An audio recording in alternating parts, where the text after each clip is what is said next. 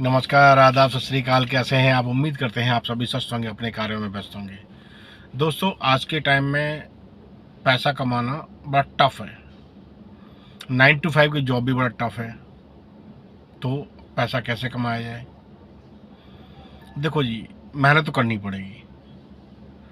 Job कर रहे हैं या कोई बिजनेस कर रहे हैं, वो आपको मेहनत के साथ, बड़े लगन के साथ आपको करना पड़ेगा, तभी आप पैसा कमा पाएंगे। अब पैसा कमाने का और भी साधन है। जैसे आपने कहीं म्यूचुअल फंड में पैसा लगा दिया, एसआईपी में पैसा लगा दिया। अब म्यूचुअल फंड होते क्या है? म्यूचुअल फंड क्या है कि एक एसोसिएशन है जहाँ पे पब्लिक का पैसा लेके कोई क्या है, ब्रॉड माइंडेड इन्वेस्टमेंट एडवाइज़र उस पैसे को संभालता है और वो टॉप 50 निफ्टी कंपनी में अपना पैसा लगाता, हमारा पैसा लगाता है और वहाँ से अच्छा रिटर्न लाके हमें एज ए प्रॉफिट दे देता है। अगर वो प्रॉफिट हो रहा है तो जितने भी वहाँ पे इन्वेस्टर्स हैं, जितने लोगों ने वहाँ पे इन्वेस्ट किया हुआ है, उन लोगों में प्रॉफिट शेयरिंग कर दी जाती है, जितने जिस हिसाब से जितने पैसे लगाए हुए हैं। या अगर लॉस होता है तो सब में लॉस शेयर कर दिया जाता है। लेकिन ज़िंदगी के उसूल होना चाहिए कि आप इन्वेस्टमेंट वहाँ करें जहाँ आपको लॉस ना हो।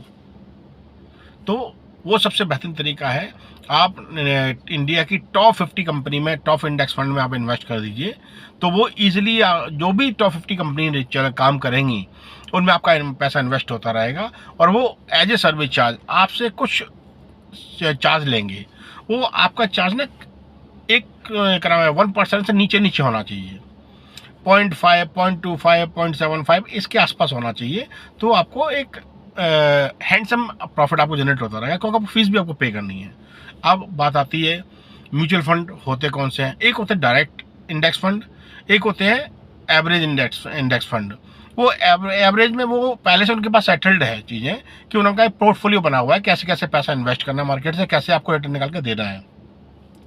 डायरेक्ट इंडेक्स फंड में वहाँ पे एक पोर्टफोलियो मैनेजर बैठा होता है, वो आपके ही पैसे को डिफरेंट कंपनी में लगाता है और वहाँ से प्रॉफिट जनरेट करके आपको डिस्ट्रीब्यूट कर देता है। तो आप अगर एक्सपर्ट नहीं है तो कोई दिक्कत नहीं, आप अपना टॉप 50 निफ्टी कंपनी में आप पैसा लगाइए और वहाँ से आप जो बेस्ट रिटर्न है, एवरेज 12 से 15% आपको ईजिली वो निकाल के आपको दे देते हैं। और ये रिटर्न बहुत अच्छा रिटर्न है, क्योंकि देखो, अगर आप एफडी में पैसा डालते हो तो वहाँ पे 0.72% तक के आसपास आपको इंटरेस्ट मिलता है, जो कि आज के ना इन्फ्लेशन रेट से बहुत कम है। इन्फ्लेशन रेट से अगर ऊपर आप कोई इंटरेस्ट आपको आ रहा है ना, तो आपके लिए वो बेनिफिशियल है, वो एक्चुअल में आपका प्रॉफिट है, क्योंकि आज की डेट में इन्फ्लेशन को बीट करना भी बहुत कंपलसरी है। तो बेस्ट है आप म्यूचुअल फंड में पैसा इन्वेस्ट कर सकते हैं, और ऐसे म्यूचुअल फंड में जहाँ आपको कभी लॉस ना हो। देखो जी, अगर मार्केट क्रैश कर गया है तो पैसा आपका कहीं भी सुरक्षित नहीं है। मार्केट क्रैश करने का मतलब है आपकी टॉप 50 कंपनी भी अगर क्रैश कर गई हैं तो समझो कि आपके देश की अर्थव्यवस्था ही हिल चुकी है।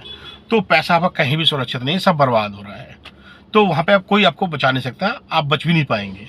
लेकिन हमारी अर्थव्यवस्था को टॉप 50 कंपनियां सर्वाइव करा रही हैं, हमारे देश की अर्थव्यवस्था को चला रही हैं।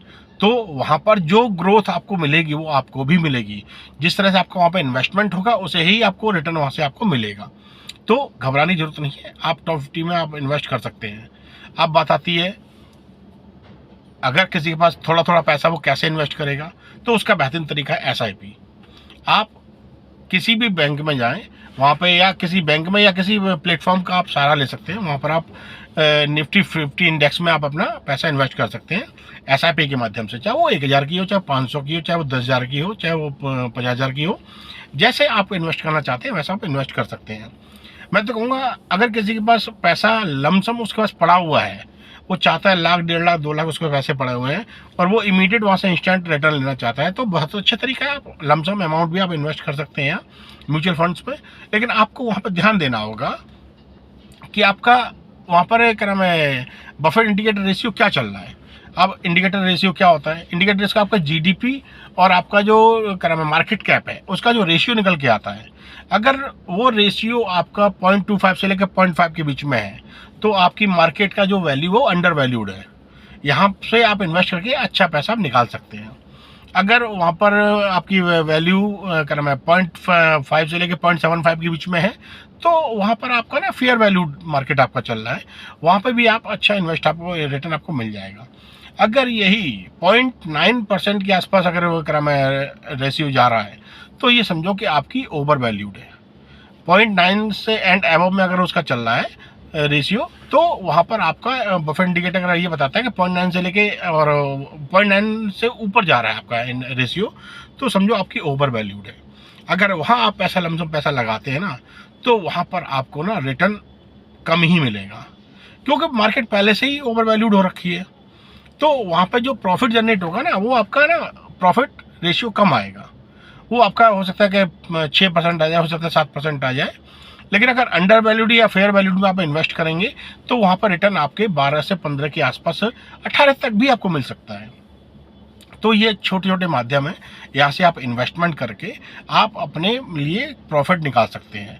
आप आज के टाइम के जो इन्फ्लेशन जो रेशियो चल रहा है 7.5% के आसपास, उसको आपका बीट करना बहुत कंपलसरी है। अगर आपको लाइफ में ग्रो करनी है तो इस इन्फ्लेशन रेट को बीट करना बहुत कंपलसरी है।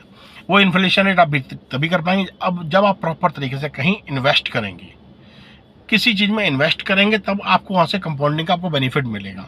और आज की डेट में कंपाउंडिंग का बेनिफिट लेना बहुत ही ज़रूरी है। इसके बगैर आप अकेले ग्रो नहीं कर सकते। देखो कहते हैं ना, अगर आप बिजनेस नहीं करना जानते, बिजनेस आपको नहीं आता है, बिजनेस के लिए आपके पास बहुत बड़ा फंड नहीं है, तो बहुत अच्छा साधन है अपनी वेल्थ बनाने का म्यूचुअल फंड और एसआईपी। म्यूचुअल फंड वास्तव में बहुत बढ़िया चीज़ है। यहाँ पर आप कंपाउंडिंग के बेनिफिट से ना, और एसआईपी में कंपाउंडिंग के बेनिफिट से ना, आप एक छोटे से छोटा इंसान ना अच्छी खासी अपनी वेल्थ बना सकता है। लेकिन ये वेल्थ आपको मिलेगी लॉन्ग टर्म में। शॉर्ट टर्म में आपको इतना अच्छा बेनिफिट नहीं मिलेगा, लॉन्ग टर्म में इसका बेनिफिट आपको मिलेगा ही मिलेगा। देखो जी, इंडेक्स आपका बढ़ना ही बढ़ना है, सेंसेक्स आपका बढ़ना ही बढ़ना है। जब सेंसेक्स इंडेक्स बढ़ेगा तो आपकी ग्रोथ है ना, आपकी फंड की ग्रोथ है वो भी बढ़ेगी और उसी रेशियो में बढ़ेगी।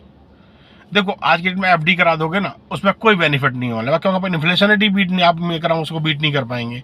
तो एफडी से फ़ायदा क्या होगा? आरडी से भी कोई फ़ायदा नहीं होगा। आरडी में भी आपका करा है 7% के आसपास आपको रिटर्न मिलेगा, वहाँ से कोई बेनिफिट नहीं, वहाँ भी आपके इन्फ्लेशन को बीट नहीं कर पाएंगे, सिर्फ आपका पैसा जमा होता रहेगा, आपको उसमें कंपाउंडिंग का इतना अच्छा बेनिफिट नहीं आने वाला। लेकिन इसी पैसे को अगर आप म्यूचुअल फंड एसआईपी में डाल देंगे तो यहाँ पर आपका पैसा डायरेक्ट मार्केट में जाएगा। मार्केट टॉप कंपनी जैसे ग्रो करेंगे, जिस परसेंटेज से ग्रो करेंगे उसी परसेंटेज आपको रिटर्न, आपको प्रॉफिट एज ए प्रॉफिट आपको मिल जाएगा। तो आज की टाइम का ना बेहतरीन साधन है एसआईपी म्यूचुअल फंड, और आपको सोचने की जरूरत भी नहीं है। अगर आपको फंड मैनेजमेंट की समझ नहीं है तो आप इजीली यहाँ पर एसआईपी म्यूचुअल फंड पैसा आप लगा दीजिए कहीं बैंक से या किसी प्लेटफॉर्म का सहारा लेके, और आप जस्ट उसको वॉच करिए और आप अपने पैसे को बढ़ता हुआ देखिए, आपको लॉस नहीं होगा। क्योंकि ये फंड मैनेजर जो बैठे होते हैं ना, आपके फंड को संभालने के ही बैठे होते हैं, आपसे चार्ज जरूर करते हैं। और हमेशा याद रखिएगा, आपका जो चार्ज है ना वो 0.75 के नीचे नीचे होना चाहिए, तो आपको चार्जेस कम देने पड़ेंगे। और बहुत सारी चीज़ें, बहुत सारी जगह हैं जहाँ पर आपको एक्सपेंस रेशियो बहुत कम पे करना पड़ेगा। तो बस आपको देख के ध्यान से वो चीज़ें करनी है, चाहे आप बैंक के थ्रू करें, चाहे आप किसी फंड मैनेजर को गाइडेंस में आप करें, आप कर सकते हैं और उसका फ़ायदा उठा सकते हैं। हाँ जी, आपका एक डायरेक्ट इनकम सोर्स वो है जो आप खुद कमा रहे हैं, खुद जॉब करके कमा रहे हैं। दूसरा आपका इनकम सोर्स आपका ये बन जाएगा जहाँ से आप अपने पैसे से पैसा बना पाएंगे। इन दोनों पैरेलल चीज़ों को आप चला के अपनी ज़िंदगी में और अच्छी तरक्की कर सकते हैं। लेकिन इसके करने के लिए ना आपको खुद भी अपने आप को एजुकेट करना पड़ेगा। देखो, सुनी सुनाई बातों पर नहीं जाना चाहिए जब तक आप उन चीज़ों को खुद एनालाइज ना करें। एनालाइज करके ही आप चीज़ें करेंगे तो आपको नुकसान के चांसेस बहुत कम रहेंगे और आपकी नॉलेज बिल्ड होगी। नॉलेज बिल्ड होगी तो आपके अंदर एक कॉन्फिडेंस आएगा, कॉन्फिडेंस आएगा तो आप और उसको अच्छी तरह चीज़ें कर पाएंगे, अपने लिए वेल्थ और अच्छी तरह बना पाएंगे। तो सीखना, सीख के आगे बढ़ना, सीख के एक्शन लेना कंपलसरी है। खाली सुनी सुनाई बातों पर नहीं जाना है, खुद भी चीज़ों का एनालाइज करना है, उसके बाद उसमें आगे बढ़ना है। चलिए, यूँ ही मुस्कुराते हंसते रहिए, फिर मुलाकात किसी टॉपिक के साथ। धन्यवाद, नमस्कार।